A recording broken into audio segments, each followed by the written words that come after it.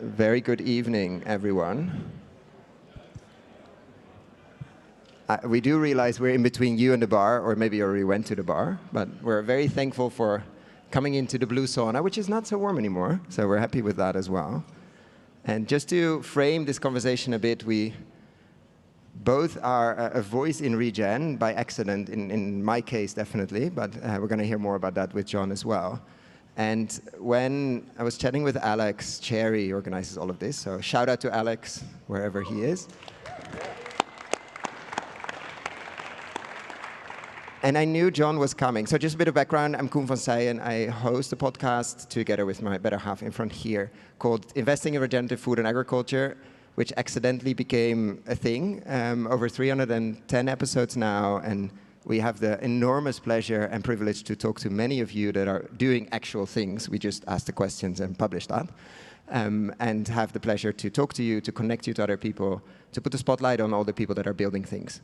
So that became a thing. It started as a joke or as a way to hang out with interesting people. And now it actually, is 310 episodes in. We started investing as well with a small syndicate called Generation Re. And so we actually put our money where our mouth is, which is scary and interesting at the same time. All small tickets, small amounts. But still, when it's one thing being enthusiastic about a company on the podcast, it's another thing to actually wire money, as many of you might have experienced. So that's been amazing. And when Alex said, or when I found out John was coming, and Alex said, what do you want to do? And I said, I would love to do a long-form conversation on stage and just chat.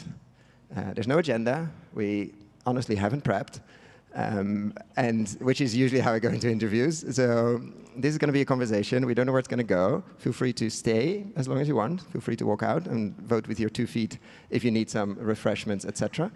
And so I would say, let's go. Do I also get that, Joyce? You definitely. We have refreshments here, but if you don't like them, definitely we can take breaks. I can entertain them. Don't worry. So I actually want to start with a question. We'll see where it goes. I remember why I started recording conversations with people that I found fascinating and interesting, and that's still exactly why we do the podcast. But what happened for you? I just went back to the beginning. I think 2018 you started. Why did you put a recorder or a microphone? Why did you press that rec button and decide to publish? Because those two things are not necessarily the same. That was a scary decision, actually, because from multiple perspectives. First of all, it may not appear obvious at this point, but engaging with people, particularly in a crowd, is an acquired skill for me. I am very introverted, or used to be very introverted. If I would follow my natural proclivities, I would be in the back corner of the room and nobody would ever know I was there. So going on the record and actually publishing was personally intimidating, and also coming from a culture that doesn't really express themselves strongly at all. So there were definitely some hurdles there, but I think the original inspiration was simply that I had the privilege of having some remarkable mentors who were simply walking encyclopedias of this very rich agronomic knowledge that was never recorded and that was never written down, had never been published. And several of my mentors passed away and took most of that knowledge and information with them. And I thought, I can't let this keep happening. And so that was the original inspiration for the podcast, was to share with others what I had learned. Or preserve more. And then did you record quite a bit before you published and uploaded it somewhere, or did you immediately one after the other? We just started. We went one after the next. How scary was it? I don't remember. I do, yeah. I was terrified, but nobody listens to the first few, so that's fine. You have no audience, no listeners, no subscribers, etc. And then why did you keep going? Because I think that's when podcasting, we see a lot of podcasts starting, and shout out to anybody doing it. I think it's a medium that is still very underrated. It's very intimate. You're in between the ears of people. You can do long form, as we both do, which is amazing. I think everybody thought 5-10 years ago everything would be short and everything has to be 10-15 minutes. No, actually you could do an hour and a half and get away with it. But that intimacy also requires time. You don't go viral in podcasting, maybe now with YouTube, but before, in Spotify, etc., you need to be found. Somebody needs to subscribe. Hence, I think we have the 2 most uninspirational names in podcasting, but it's really good. Investing in Regenerative Agriculture and the Regenerative Agriculture podcast. But I knew I picked it without really thinking about it. I needed a name because being you upload, you need a name. Luckily, because if you pick something super inspirational and vague, you will never be found. But you also have to keep going. Like this means you need, I always say, 3 years at least to get to numbers and to because you need to be on your phone, subscribed, and then you get back into the podcast loop, etc. You don't go viral at all. So what made you? This is a very long question, which I'm known for. What made you keep going? Well, when I got to, I would say, around episode 20 or 25, I wasn't particularly enjoying it. Being behind the microphone was still quite stressful at that point. You got far. 20 is far. Well, that's already a long time ago. Feels like half a lifetime ago. But which would make you like 12, but yeah. You're young. He's very young. That's what he did get until out of now. here. Not 12, Just but get out of here. What have you been drinking? purely water until now. I can guarantee you. No fermented cider. Well, I mean, I've seen it. Yeah. Didn't taste it. If I were to bring that question up to the present moment of what keeps me going today, what I find so inspirational is the emails and the messages that I get every week from people all over the world who I have never met and in many cases may never have the opportunity to meet, who tell me that they implemented what they learned from the podcast and completely revolutionized their farming operation. They are much more, they're making more money, they're producing healthier, higher quality food, they've resolved their disease and insect problems. It's like, that is incredibly inspirational. Like, what better reward and what better fulfillment can you have than that? Yeah, no, it's the same for us. I mean, it is very lonely in a sense, the one-on-one recording, we both use the same software, but it's like a screen and a microphone, that's it, and the other person. And then X thousand people listen to it and do things sometimes, and then write about it, which is amazing, because when we get those messages, like I quit my job at whatever big food company and now I'm setting up X, or those are the best messages ever. So if you have those stories, please email. I read them all. Yeah. And I get, for you, I mean, how many times I've heard people say, like, I religiously follow John Kempf, take notes, and like and you had somebody on Timur Malik recently, like in the episode, I don't know how many times he said he was listening to it and what he learned from it. But it's true, like it's out there, you can listen to it when you're on the tractor or you're doing chores, and you can get amazing, like, knowledge through audio. Yeah. I was at a conference a couple of years ago where a farmer came to the conference and he brought 3 thick college-lined tablets filled from cover to cover with his notes from the Regenerative Agriculture podcast.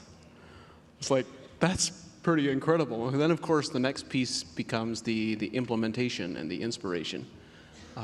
So, yeah, that's what keeps me going. And how have you managed that fine balance? I mean, we talked about it in the past as well, between running EAA, like a big company or medium-sized company by any means now, like significant company, and the podcast, like the tension between selling things as well to farmers and, of course, giving advice and working with farmers and being one of the figureheads in terms of regen knowledge. Like what you say, many people listen to that. Well, still to this day, people reach out and say, I've been listening to your podcast for years and I had no idea that you sold products. And that makes me a pretty abysmally poor salesperson. But at the same time,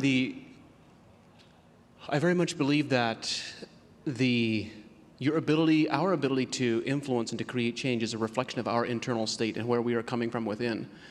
And when you come from an internal state of wanting to sell someone something, then that is going to influence your ability to actually facilitate change. So, to answer your question, I think first of all, I don't run Advancing Eco-Agriculture. We have an incredible executive team, and I am not involved in the day-to-day management of the operation or the organization at all, which I'm very grateful for the team that we have and the culture that we have.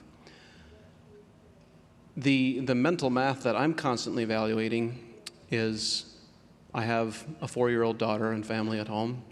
I have 100 hives of honeybees as my sideline hobby, which my wife says is no longer a hobby. But I could travel and speak at events probably almost every day of the year if I wanted to. And relationships are important. The face-to-face connection is important. I have met so many people here today who I've had conversations with on social media and have had email exchanges with, and having those relationships is very powerful. It's a powerful facilitator because it accelerates change. It accelerates the exchange of ideas and the implementation. But yet I have to evaluate the math constantly of how many events can I attend at the expense of the podcast? Because with a podcast episode, one episode reaches tens of thousands of people. And so there's a constant evaluation process. How do you find that? Yeah, it's the same. We used to do, before our oldest daughter was born, I used to do a lot of brainstorming calls. Like I would just say yes to pretty much anything, calls-wise, etc. Events maybe less because we're a bit more picky.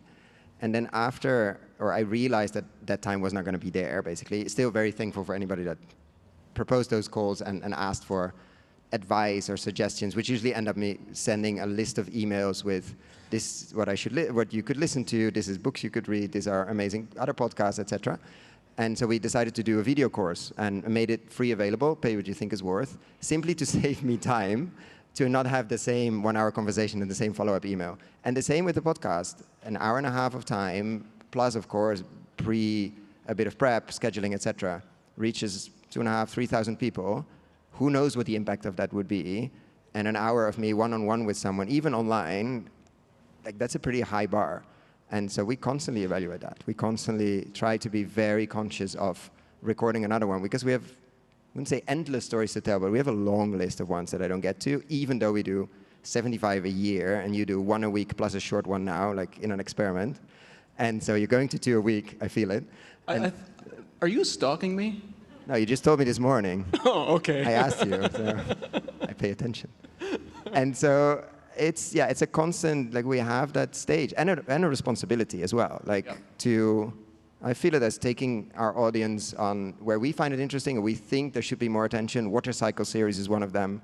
Like how do we have the conversation with people that are in the space? Like I hope the listeners are mostly investing, entrepreneurs, farmers, etc., that really want to move to bigger impact and bigger scale, and how do we expose them to the next wave or the next things? How do we expose them to the edge of things and not just do the standard people that show up everywhere now? And so it's a constant there. It's a constant to how to pick, because time is limited. Yeah, I think one of my challenges is the list of people that I want to interview is several hundred people long, which is going to take me 4 years at the current rate. In the meantime, the list keeps growing longer rather than shorter. And you go back to people as well? Occasionally. But one of the satisfactions that I have from the podcast, to build on something that you just said, is that to the best of my knowledge, before I hosted Dr. James White on the podcast, there was one YouTube video clip of him with less than 900 views. And within 12 months of him being on the podcast, he has all the speaking engagements that he could possibly desire. He's turning them down all the time. So what is he, for anybody that didn't listen to that episode, what does he bring? Why did you pick him for your spotlight of that week? So for those of you not familiar with Dr. White's work, his work is foundational. He's a professor of microbiology at Rutgers University who has established the scientific foundations for plant nutrition from biology rather than plant nutrition from simple ions in a fertilizer bag. And his work, his initial papers were published 17 years ago, and yet he was largely unknown. And we hosted him on the podcast, and his popularity has exploded, as it should have and as it deserves. And so when I'm specifically, I believe that everyone in this room knows something that I would benefit from knowing. And I love to figure out what that is and draw it out. But also there are some people who know things that everybody needs to know, not just that they would benefit from knowing, but that everyone in the farming community needs to know. And so my desire is to find those people who are relatively unknown and help them gain a large audience and help their work be more widely known, because in some way it's a pathway for facilitating significant change. And how difficult is that, as I'm imagining here, that some of them are not the best storytellers or the best? Like, how do you not draw that story, but facilitate that story to make sure it's as clear as you have it in your head that you would love your audience, I'm saying backward or in front of you, to hear? Like, how do you facilitate that? Very carefully. Don't scare them. You can edit. Don't worry, this is not live. I struggle with that still to this day, Koen. I'm not sure exactly how to answer that question, because I've interviewed some people who, if I let them, they would answer every question with yes and no. I know those people, yeah. And some go just for 10 minutes, yeah. Yeah, and I have had interviews where I know the knowledge the person has in their head, and I would love to have this conversation for 3 hours, but I struggle to get to the 40-minute mark, because it's just like it's like trying to find false teeth for chicken to get anything out of them. And what do you do with the ones that keep going? Like, I get a lot of fan mail, thank you very much. Also get some comments sometimes that I interrupt.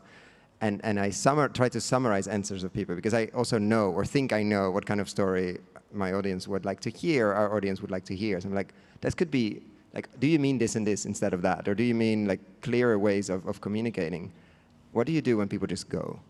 Like, well, you can listen to the podcast and find out what I do, but Edit, no. Unless, very seldom do I interrupt. For the most part, I let people go. Because usually when people are really passionate about an idea and they really want to get into it and get it all out, usually there is a lot of gold in there. And so I've gone back and checked, and I think the longest that I've gone of those that I've checked has been over a 15-minute monologue where I just let people go. And that's, from a podcast hosting perspective, it might appear that is way too long, and yet there is gold in some of those monologues. So for the most, I seldom interrupt is the answer. Sometimes when we're really going down a rabbit hole that I don't perceive to be useful, then I will redirect the conversation, but that's fairly seldom. And how much do you prep in that sense? Like, how much of a story you have of a person already in your head when you hit that, or when, let's say, the conversation starts? Maybe not the recording, but the conversation starts. How much of that is already in your head, like what you want to have after the 40 or 1 hour or 1 hour and 10? Less and less. So when I started hosting the podcast initially, I would often prepare in advance very intensely in the case of when there wasn't somebody that I had already had a pre-existing relationship with. But as time went by, and this was particularly true for non-farmers.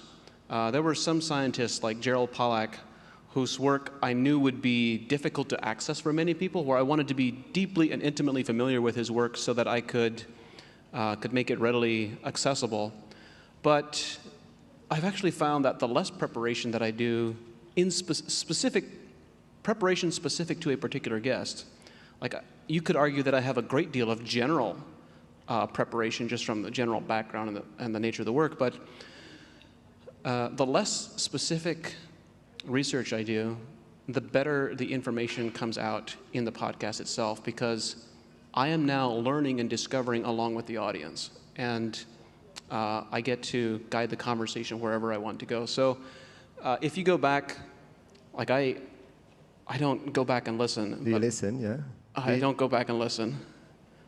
But I still remember what the first 10 episodes sounded like.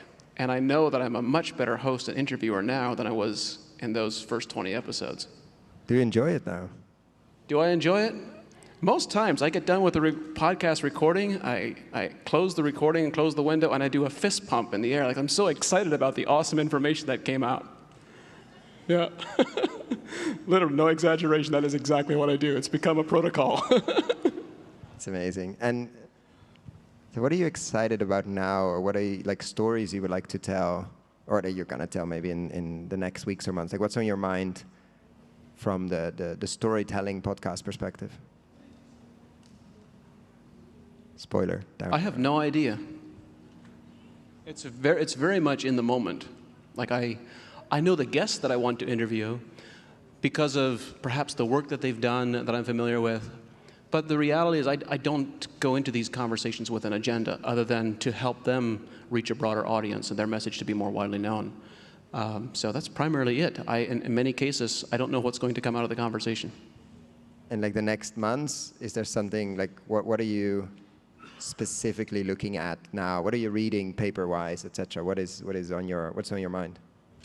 Well, pieces that I'm thinking about that need to be more widely known. I think there's an individual at a university in California who has deeply studied carbohydrate partitioning and carbon partitioning within plants, and how plants, particularly how fruit trees and nut trees, move sugars around. And I've come to the realization that many of us, we don't interact with plants like we interact with livestock, because we perceive that livestock are sentient, intelligent beings who are capable of informed decision making, and we don't associate that same pattern with plants. But yet, they are exactly that. Plants are sentient beings. They are capable of informed decision making. They have a neural network that in many cases is larger than our own. They can process more data than we can. And if we could hear them scream, I'm sure they would let us know how much they dislike some of our management practices occasionally.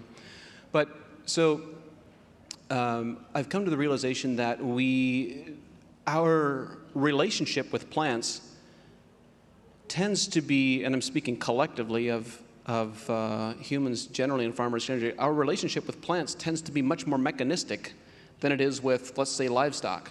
When the reality is that the opposite, when you have a close, engaged relationship with plants that is conscious, deliberate, and intentional, then those crops respond in ways that, I mean, I have so many stories of farmers consciously communicating to their plants what their desires are and what their intentions are, and the plants respond.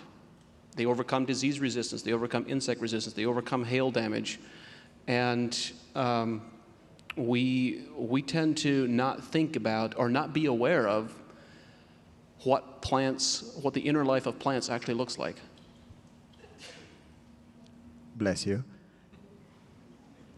And so yeah, let's see. Where are you going to go with this one? Yeah, I'm pondering on the different directions of this one. Like where do you think most pushback comes on this specific? Like, where do you feel most resistance when you share something like this? Not necessarily in a room here, but like more the traditional or the current agriculture world, when you say plants are sentient beings. Where do you lose people? Already there or in? Well, there's a few answers that come to mind. It's not possible to please everyone, and you shouldn't try. And so I pay no consideration to, I don't care what people think. And a part of that is also a reflection of, I very seldom get pushback of the nature that you are wrong or that this idea is wrong. There might be nuanced disagreement to say, well, you should think about this differently or think about that differently, or perhaps there are pieces or elements that I've missed. But very seldom do I get direct antagonism, if you will. And that hasn't happened in years. And I think that I'm aware of, at least. And one of the foundational reasons for that is because when you go far enough down the earthworm hole of science, you end up at a place that is energetic in nature. And so the conversations that I have, even around plant intentions and plant neural networks, there are dozens of peer-reviewed papers in the literature on this topic that most people are completely unaware of. And so by immersing myself deeply in the literature and then referencing that literature and referencing the information that is readily available out there, The nature of the disagreement changes, where all of a sudden it is like, no, instead of saying, no, you're wrong, it's like, oh, I haven't read those papers and I didn't know about that. So perhaps I'd better check my sources first. I remember, I'm not going to call it an incident, I don't think it was, but on LinkedIn, I don't know if you remember, I think you called out somebody of Yara who is here. No, not here. Yara's have a stand somewhere there. And said something on a paper, and they responded. No, you said something, and the business developer of Yara, I think I emailed you about it, like, this is a moment. You were like, yeah, I'm not done yet. But you were referring papers, and like, what was that about? Because it was very interesting for me, not bashing anybody, but that a large corporate in this space felt the need to respond with all due respect to you on LinkedIn. And that was just interesting. It was fascinating. So at the time, I had this growing realization. Like, we had observed for some time that over-application of nutrients was causing disease and insect susceptibility. Like, we could directly tie disease and insect susceptibility back to over-application, particularly of nitrogen and of potassium. Those two are two major culprits. It can also happen with other elements, but those two are very common. So we'd established that for quite some time. But what I hadn't fully appreciated was that over-application of these nutrients at early plant growth stages, which is what is most common, actually creates a yield drag effect, and it reduces yield. So we think about applying fertilizer to increase yield, but in reality, a lot of the fertilizer applications, because they're over-applied at the wrong stage, create a yield drag effect and reduce yield. And so I wrote a blog post, and the title was, "Are Ineffective Fertilizers Snake Oil?" Because you know how to write them as well. Come on. Yeah. So everyone, the snake oil label is historically applied to the biologicals and biostimulants space, but in a conversation that I had with Pam Marone, she pointed out that the rigor of testing and the performance standard for biological inoculants and biostimulants in the regulatory framework, at least in North America, which was the context that she was referring to, is much more stringent, and there's a much higher level of performance expectations with biological controls than there is with pesticides, and than there is with fertilizers. And so, who's the real snake oil? So, this was the title of the blog post, "Are Ineffective Fertilizers Snake Oil?" And I focused specifically on potassium and a set of papers that was published by a group of scientists out of the University of Illinois. And they conducted a meta-analysis of, puzzling now, was it 600 or 900 papers, but a very large number of papers on the effectiveness of potassium chloride as a fertilizer. And they concluded that of the entire body of literature around potassium chloride, they produced a positive yield response 6% of the time. 6% of the time. So, snake oil. Snake oil. And so when that blog post was published on LinkedIn, I think it was the head of agronomy or the head of technology for Yara felt the need to respond to that. In a very nice way, I have to say, but still. And he attempted to, I forget exactly how he worded it, but he attempted to tell me that the blog post was wrong or inaccurate, but never directly refuted any of the statements in the original paper. And so there was one key sentence in the paper that described the overall lack of effectiveness. I lifted that sentence out of the paper, posted into my reply, and said, "This is the original quote and citation. Are you saying that this is inaccurate?" And I never received a response. What does it tell you about the state we're in? I mean, you've been deep in this space, deep active in this space for 20 years? No, 15, close to 20 years. Is that a sign, or what does it tell us about where we're in this movement, that somebody feels the need to respond and then doesn't respond anymore, which is fair, fine enough. But what do you, did you, because I emailed you, I think it's a sign, I said, or what do you feel? And you said yes. But what triggered you there? Well,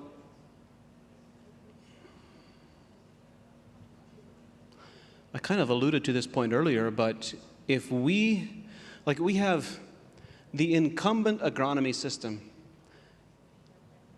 has the benefit of history, the benefit of being the status quo, and the benefit of being easy.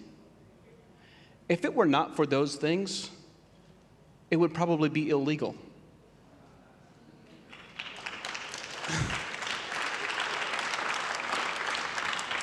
Like, which one of the three is the get out of jail card here? A combination of all of them.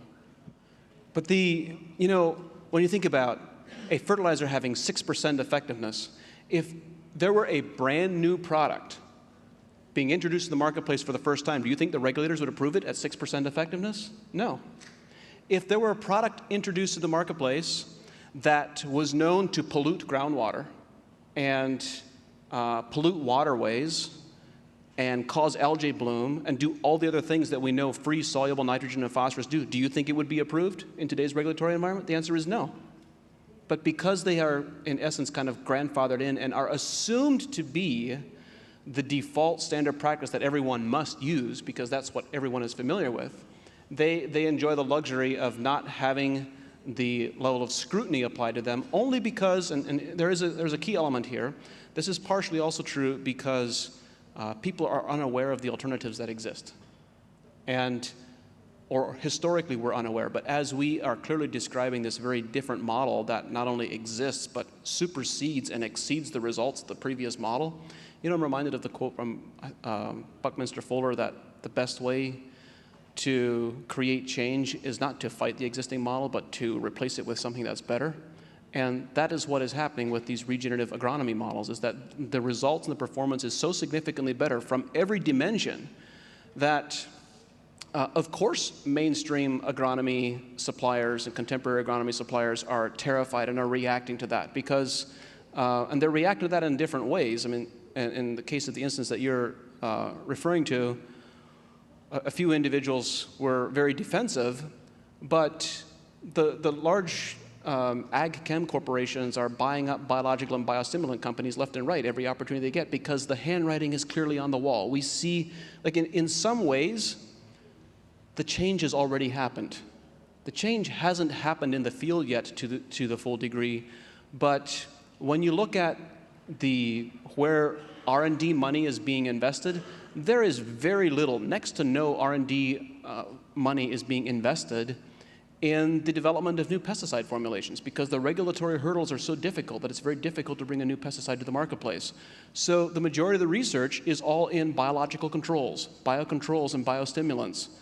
And for multiple reasons. The hurdles are easier to bring those products to marketplace, and they're now identifying and discovering that they can be equally or more effective than the pesticide applications. So it may take another decade. Well, there's another point to this, of course, which is that, of course, these chemical companies will continue to sell pesticides and make as much money as they can for as long as they can. But in the meantime, it's fascinating. I know the inside stories of a couple of these because of individuals that I know that are highly placed within some of these ag chemical corporations. And there are many cases where large ag chem companies have biological products that are equally or more effective as a pesticide, but they are the ag chemical is still much more widely sold for a number of reasons. It's more profitable in many cases. It's better understood by the marketplace, and it often is slightly easier to use. If you want to use a biological, there is more nuance in understanding how to use it, how to position it, how to apply it effectively. And that nuanced information often doesn't transfer and doesn't flow well through the distribution chain. Chemicals are comparatively easy. It's like the easy button. But I think there's an element to which the foundational pieces for the future of agriculture moving away from pesticides and fertilizers has already happened. It just still needs to fully manifest itself. And what does it keep them from? I mean, you've raised some funding, mostly through the crowd, actually. Was it a deliberate choice to shield you from potentially being bought or potentially getting a knock on the door with a lot of money, because they're pretty profitable? Like, what's your feeling with these biologicals being bought, the companies behind them, left and right, which were colleagues, competitors, other people in the space? Like, we've seen that also in, I think, the energy transition partly. Like, what do we sense about that, or what do we feel? Which question are you asking exactly? Are you scared of being bought, and then that's the, like, is there, how do you protect yourself, let's say, from incumbent buying this and shutting stuff down? Well, I actually don't see them buying things and shutting them down. I see them buying things and seeking to commercialize them and succeeding very poorly. Okay. Succeeding very poorly. Why are they succeeding poorly? Because the foundation, the very foundation, I keep repeating this mantra because it's so meaningful to me, and perhaps I need to do a podcast episode describing why it's so meaningful, but the outcome of an intervention has nothing to do with the skills or the knowledge of the intervener. It has everything to do with the place within from which the intervener comes. Well, these enterprises are not coming from the correct place within. They are coming from, they tend to have a very extractive relationship with the grower. A couple of years ago, I was on Jason Mock's podcast, and just off the cuff, I made the comment that the farmers are being farmed, and that was a viral moment. But we recognize that on both sides of the farmer relationship, both the people who are contributing inputs to the farm, as well as the people who are buying from the farm in many cases, and this is in reference to the supply chain, in many cases, both sets of those relationships are very extractive. They're seeking to extract as much from the farmer as they possibly can. And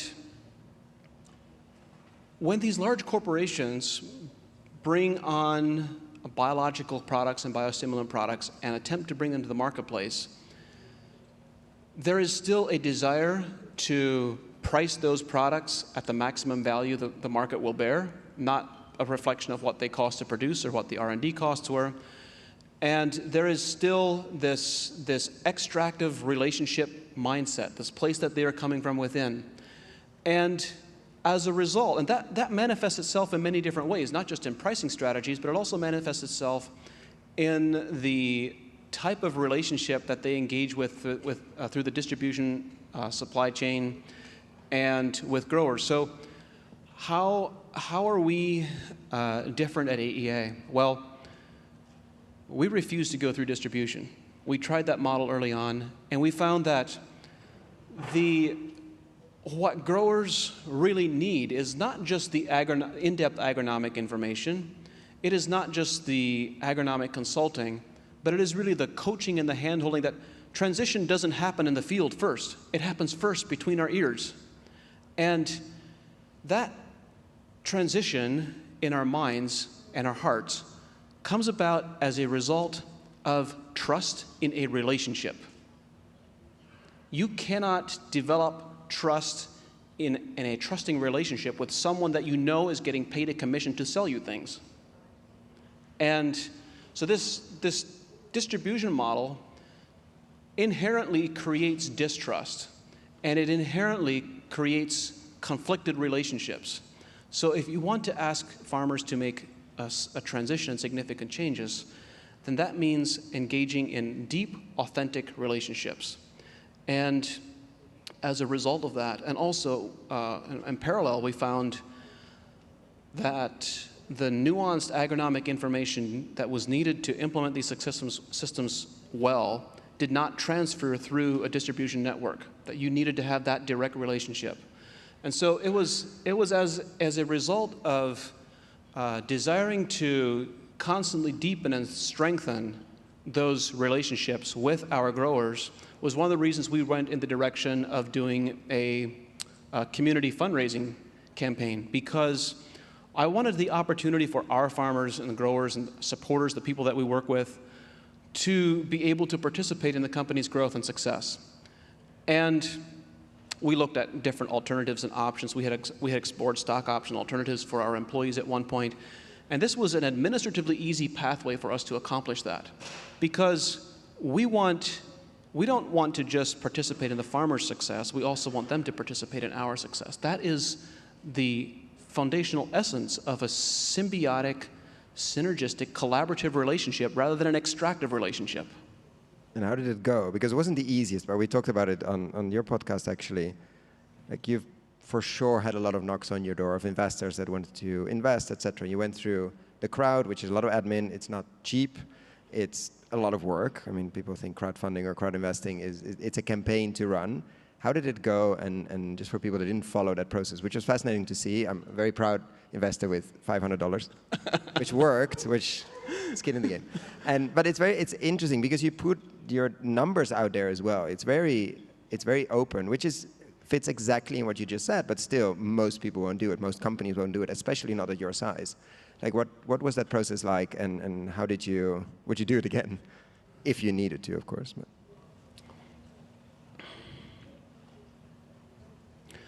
Well, first, I mentioned a bit ago that I'm not active in the day-to-day management of the company. And I was also not active in the day-to-day management of the campaign. We had an incredible team who managed all of the legal and the regulatory aspects and the accounting aspects, of which there were many. I had the very good fortune of being able to make the decision to say, yes, we want to do this, and the team did it. So I can't comment on how difficult it was, or whether I would do it again. Somebody in the team. Some of them are here. Yeah. Some of them are here. Oh, there would we you go. do it again? Thank I you, see a thumbs up or thumbs down, Chris. Yes, no. Chris is saying no. No, I'm joking. Yeah. Anyway, it's okay. But But you're feeling from the sideline, let's say. What do you observe? Well, the one piece that I observed that I found intriguing and mildly disturbing was that one of the foundational reasons for going down this pathway was to facilitate the opportunity for growers and for our customers to participate on the equity side of advancing eco-agriculture. And I was disappointed by the large number of farmers who did not have the financial resources to be able to participate. That was very disappointing. Even though they are growing with you. Even though they are growers with, I mean, we have growers that utilize our products to the extent of multiple hundreds of thousands of dollars per year, who were in such a difficult financial position. Like, they can justify the use of large volume of product. They're farming thousands of acres, but they are using operating loan money to purchase products, but they didn't have the available cash to make an investment at even a very tiny scale. Like, we were allowing people to come in for as little as $100, and that is a sad reflection of economic reality of farming in the countryside. Like, there's no judgment on my part of individual farmers for the position that they were in, but it is a reflection that there are many farmers in a position that they are so cash constrained that they could not make a capital contribution to an enterprise at even a tiny level. And I was dismayed to observe the extent to which that reality exists in the countryside. Yeah, which is fascinating because there's so much money in farming, mostly locked in land and being paid in loans and circling around, but not in your pocket as a farmer, which we all know. But then when you see it in your face, so the campaign was a success. Campaign was a tremendous success. You raised, but not from necessarily only from the people you wanted to. Well, I wasn't limiting it to only a certain group of people, but it would have been wonderful to see a more diverse group of farmers be able to participate. And the reality is, again, it wasn't all bad. I'm describing the piece that it was dismayed with. But on the other hand, we also had farmers that invested well into six figures that we had worked with for a number of years. So we had that occurring as well, and that was very wonderful to see. But it was still interesting that we didn't get broader participation from the farming community that we were actively working with.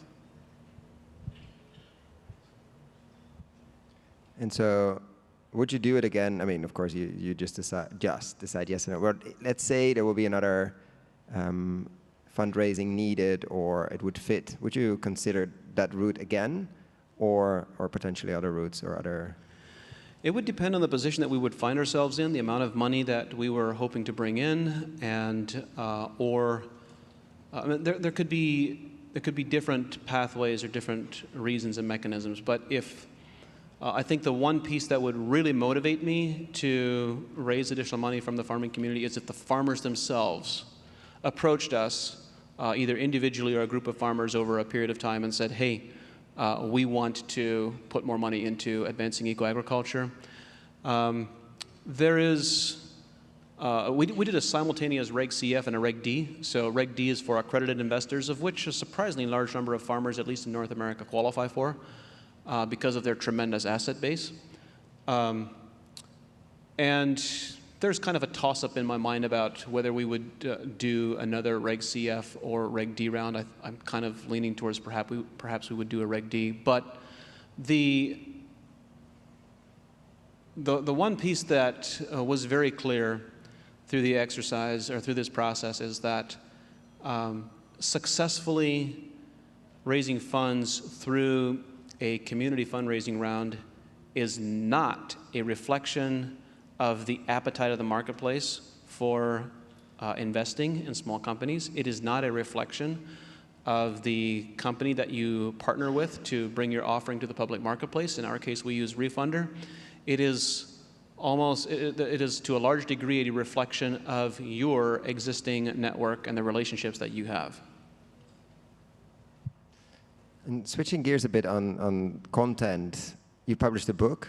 When was it? 2 years ago? No, in COVID, 4 years ago. It's been a while. I don't remember. How I know did exactly the question you're going to ask. No, how did that go? And are you going to do more? Like, because we've been thinking on, this is still audio only. Most of it, I mean, you published it, but most of it is audio. Like, how do we get this knowledge of how profitable, I'm not saying easy, profitable agriculture could be, how environmentally friendly, and how healthy? Again, none of this is easy. Like, how do we get that into the hands of more people? Other types of medium, other media would be interesting. What are you exploring there, and what are you planning there beyond the audio piece, if? Yeah. I'd like to ask a question of the audience. How many of you prefer to read over listening? There you go. There's the answer. It's roughly half. Yeah, we're going to publish books. Yeah. Yeah. Long form, short, long form, or like a long form. How many of you prefer to read books versus listening to a podcast? Okay. How many of you prefer to read articles and newspapers? Okay. About an equal blend between the two, I would say. So what I realized is, as the podcast started growing and its impact and its reach started growing, the original genesis, the original reason for founding Advancing Eco-Agriculture in the first place was to be an engine for change, to drive change purely as a result of doing business.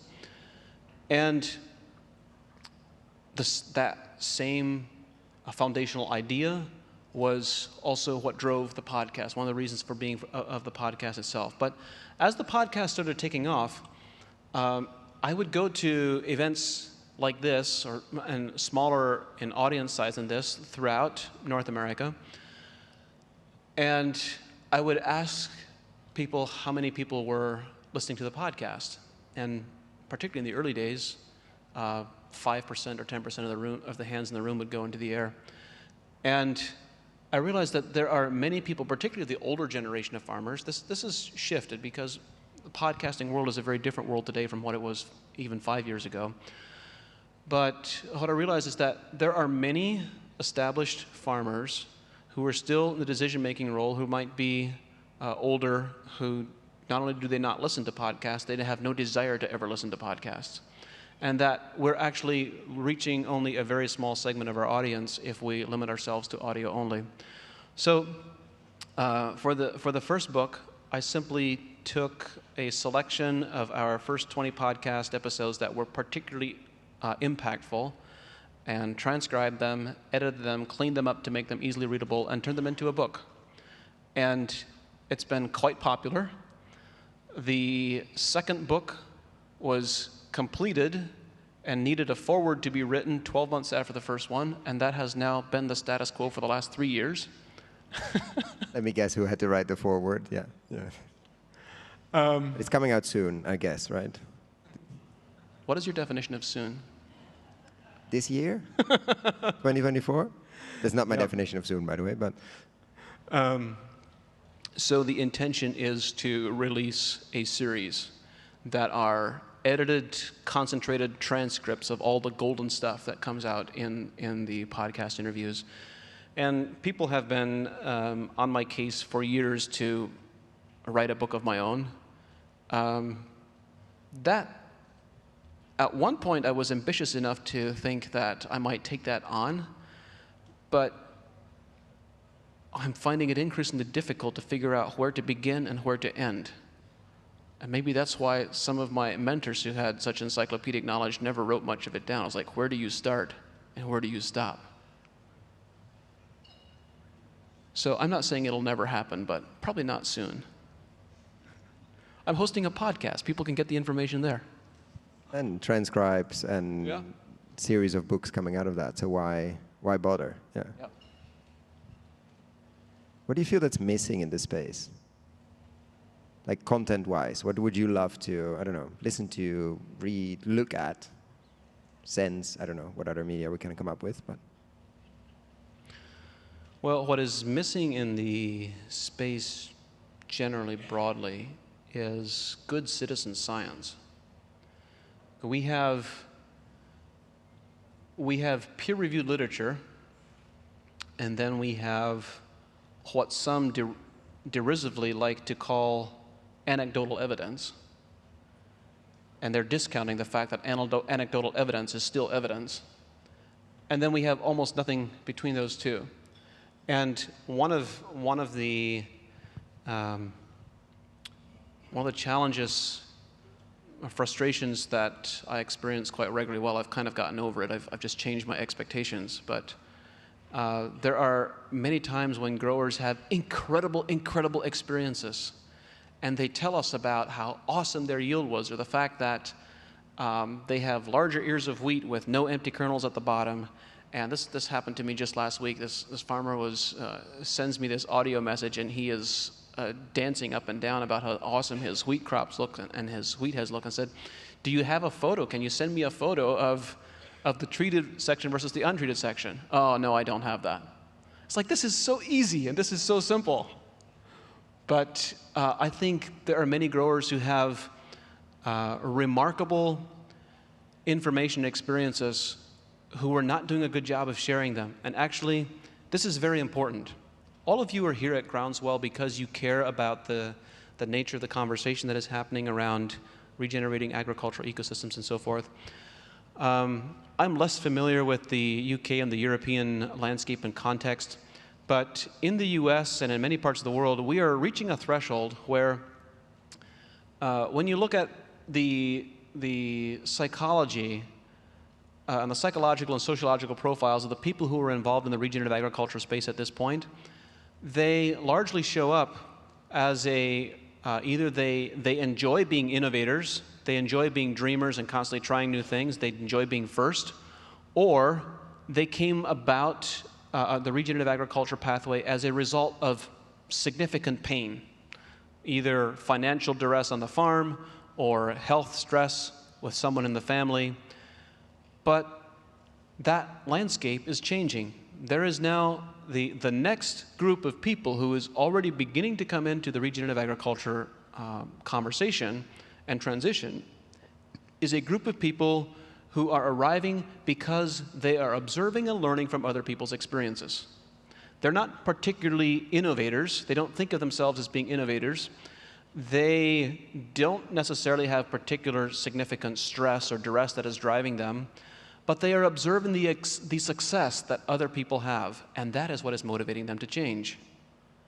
And because of that dynamic, that cohort of people represents 20 to 30% of the total population. And because of that cohort coming in, it is more important than ever for farmers and growers to share their success, to share their experiences, to share the joy with the progress that they're making, and also the failures and the things that happen when they fall down. It's sharing that journey. We are now at the stage where it is those pieces that will draw people in larger numbers than ever before. It's very necessary. Which means get your phone out of your pocket when you see amazing things. And please take pictures and document and write down.